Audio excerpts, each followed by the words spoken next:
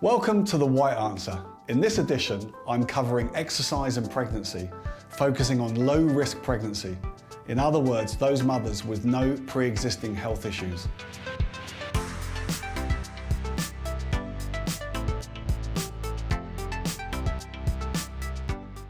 Your heart rate increases as normal during exercise throughout pregnancy.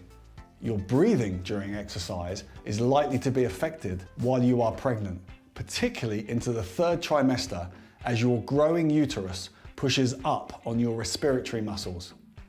While this makes breathing feel like hard work, it does not affect oxygen uptake, the oxygen content of your blood, or the oxygen supply to your baby. Mood and self-esteem is improved with exercise, alongside a reduction in depression-related symptoms. In relation to your bump, there is no evidence to suggest that moderate intensity exercise is problematic for your baby at any stage during pregnancy. Exercise during pregnancy is not associated with changes in transportation of oxygen or nutrients to your baby, no change in preterm delivery in low-risk pregnancies, and no change in birth weight in otherwise healthy mothers with an adequate energy intake.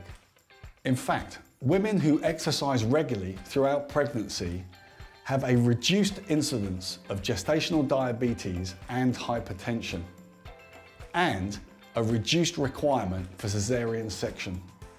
Overall, exercise that is carefully planned and controlled has a wholly positive effect on the health and well-being of you and your baby during pregnancy, and should form a central part of your antenatal and postpartum care package.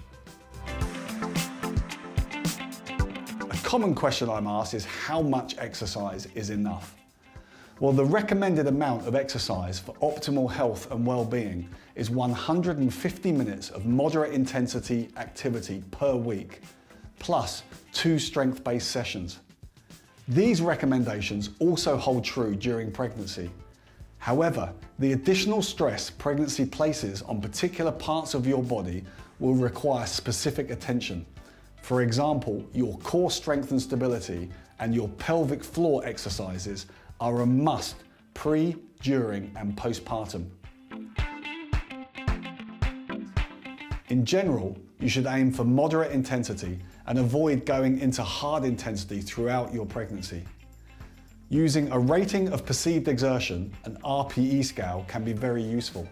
I also include a talk test to make it easier to understand, with moderate being an intensity at which you can talk but not sing.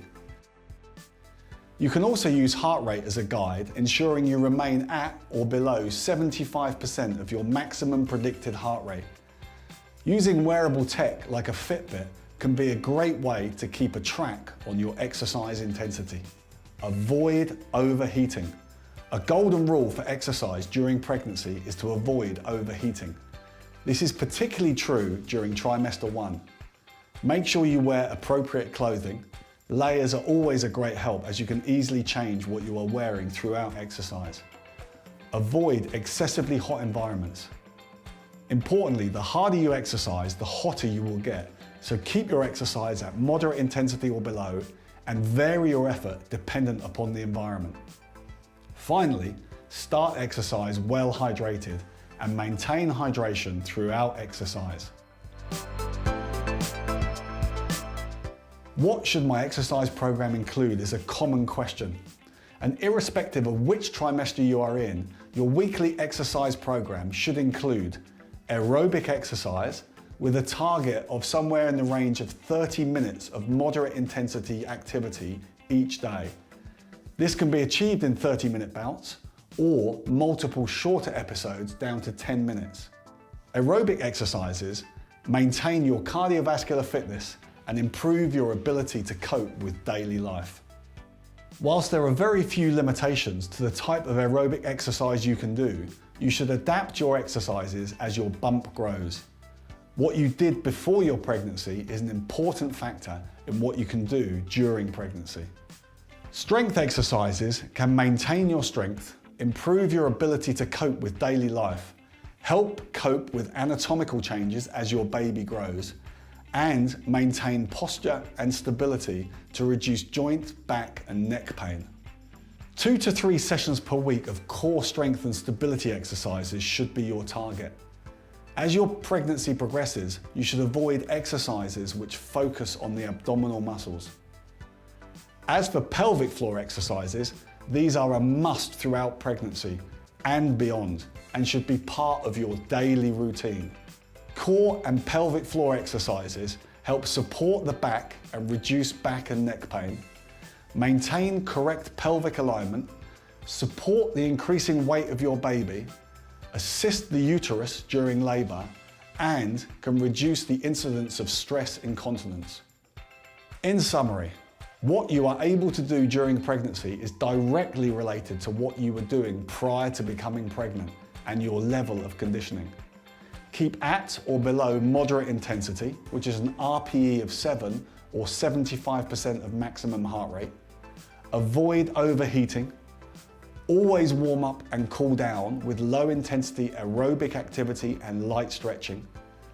Adapt your exercise to take into account changes in your body across the 3 trimesters. And importantly, listen to your body. Common sense should always prevail, so you should never push yourself beyond where you feel comfortable, and stop immediately if you have any concerns or discomfort. Take an extra day of recovery if you are feeling tired, and never exercise when you are feeling ill or against your health professional's advice. Any activity is good, so even on those days when you're not up to it, moving around or a gentle walk will have a positive effect.